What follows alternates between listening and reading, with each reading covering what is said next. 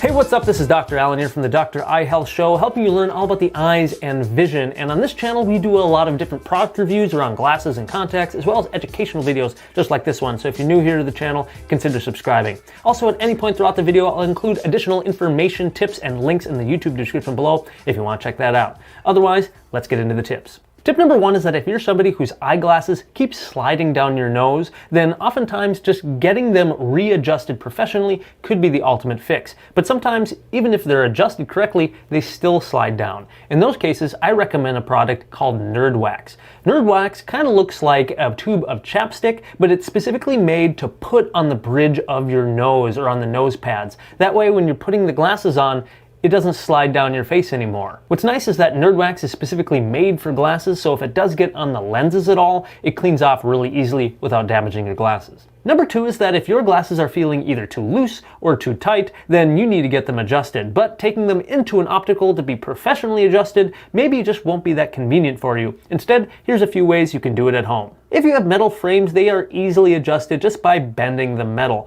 However, if you have plastic frames and you try to do the same thing, you'll end up breaking the glasses. So first you have to heat them up. You can first use a hairdryer, or you can even heat them up under hot running water.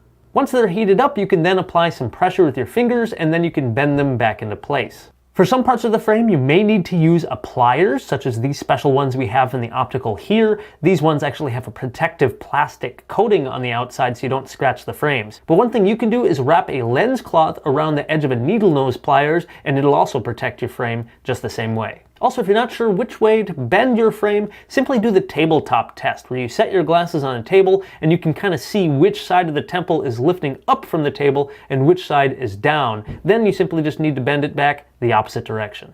But be careful, if you bend your eyeglasses too much, you could break the frame. Tip number three is that if the arm or the temple breaks off and you lose the screw, here's a couple of hacks to get those glasses in working order until you can get that screw professionally replaced.